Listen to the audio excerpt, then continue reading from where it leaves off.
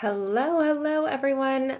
Today we're going to be live, obviously, to answer a really common question. And that question is, why am I now more anxious in a healthy relationship than I was in the toxic relationship? And this goes all the way back to really the foundation of who we are and our identity. Our identity is formed by our unconscious beliefs, and our unconscious beliefs are formed and created when we're children, between the ages of 0 and 7. So after that, we're mostly just running off conscious programming. But at that time, during that time, our beliefs about ourselves and community and the world are shaped and are formed by different inputs, by the things that we see, by the things that we hear, by things that are said to us, around us, by different experiences and other relationships that we witness. And the earliest relationships and experiences that we have are with our caregivers. For most people, it's their parents.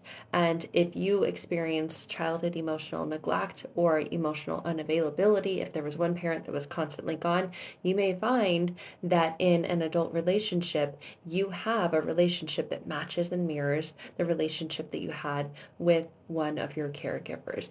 Generally, the one that you felt most disconnected from, because that is the one that you desire to experience the most love from, because that's our core. We desire to experience being loved and feeling connected. And when we feel unloved and disconnected, it's like our mind says, okay, there's something wrong with me, but there's an opportunity here. There's a desire here.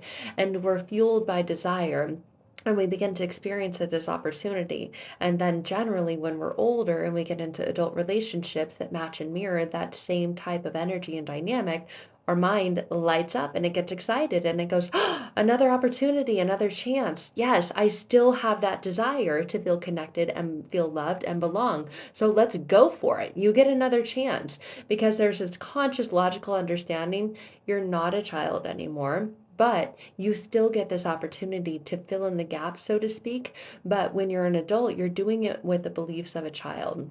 And those beliefs that are formed and developed are, you're not worthy of being loved. You're not deserving of being loved, because if you were, they would have. And this wouldn't feel so hard. And during that time, it felt like you were on a roller coaster of craziness. And you were, maybe there were some highs and some really good times, and then some lows and some really bad times, and then some absolutely crazy times where you didn't know where you fit in and if you belonged. And any child who doesn't experience connection or love with that parent does not go on blaming the parent. They internalize it, they interpret it, and they take that blame on themselves.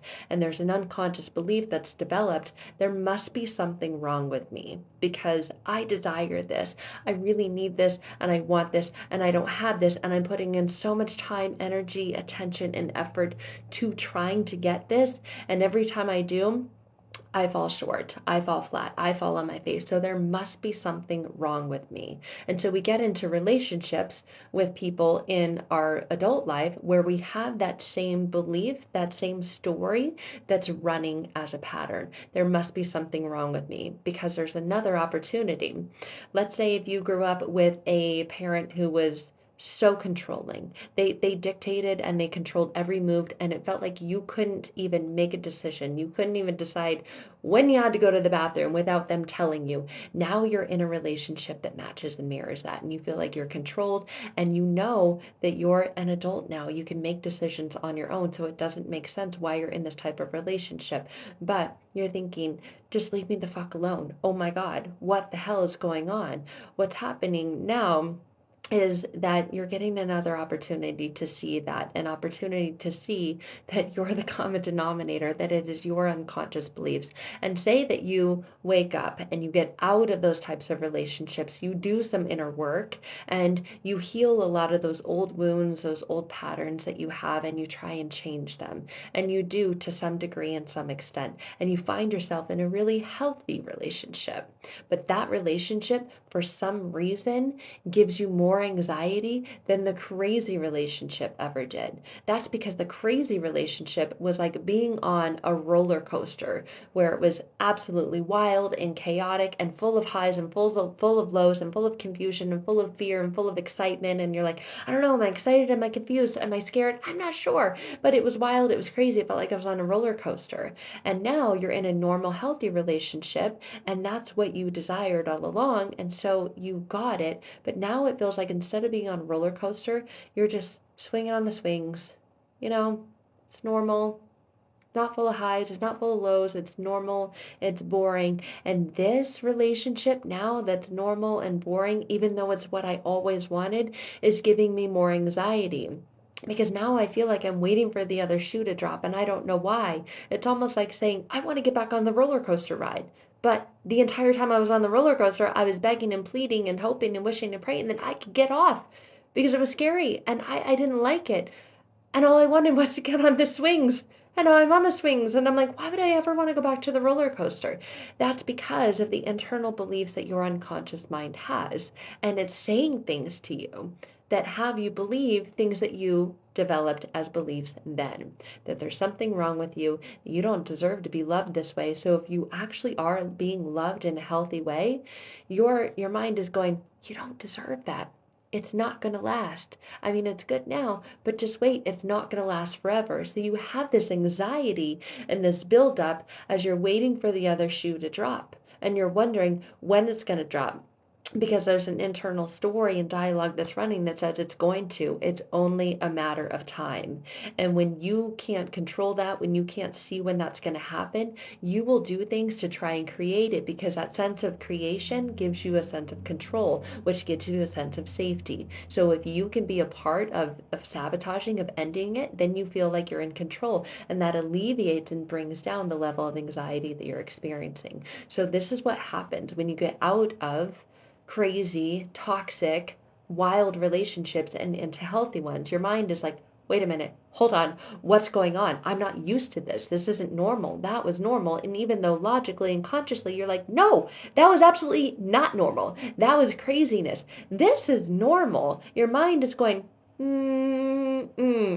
this is unfamiliar. I don't like this. This is actually scarier than that was because even though, yes, it was scary, I got used to the scary. And I got so used to the scary that it wasn't scary anymore. And I'm not used to this. So now it's super scary. And so now your anxiety is at a much higher level. And so you're wanting to get out of the things that don't feel good. And even though it feels good because it's normal, it's stable, it's the swings versus the roller coaster, your unconscious mind is like, it's on overdrive. So your anxiety levels shoot sky high, they rocket up, and it doesn't make sense to you, and you're not able to figure out why. That is an indication that your unconscious beliefs are still in that old pattern programming and cycle. So it really is not about just trying to change your relationship through thought alone, because beliefs create thought, but changing, altering, and transforming the beliefs so that that stability feels safe, so that that boring normalness feels like real love, feels like you're worthy and you're deserving and you're receiving and you're giving the kind of love that you've always prayed for receiving, because you are now, but it shouldn't be matched with the level of anxiety like it is. But that's what happens. So it really is about transforming the unconscious beliefs that you have and not just trying to consciously change them through thought by repeating affirmations. I feel safe. I feel healthy. This is a normal relationship. You already know those things logically and consciously. What needs to happen is your unconscious programming needs to be in agreement with that. So you can see that, because any other person in that kind of crazy roller coaster type relationship would say, that's not healthy. That's not normal. You got to get out of there. But you're not in that frame of mind because your unconscious beliefs are in alignment with that. So it's getting them in alignment, getting them as a match so that it feels safe and that you don't want to sabotage or run away from that kind of relationship and end up back on the kind of craziness relationship. So I hope that helps make sense. I hear that question a lot and I see it a lot. Now I'm in a really healthy relationship, but it's giving me more anxiety than the toxic one. Why is that?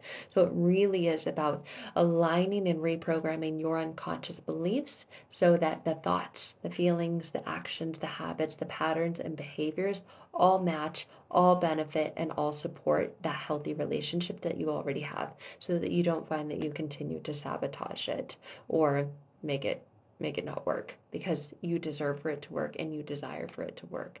So, sending you guys so much love. I hope that brings some clarification and explanation to the answer to that question. You can always find out more at sarahpicaro.com or by clicking the link in my bio if you desire to connect. All right, guys, sending you love. I'll see you soon. Bye for now.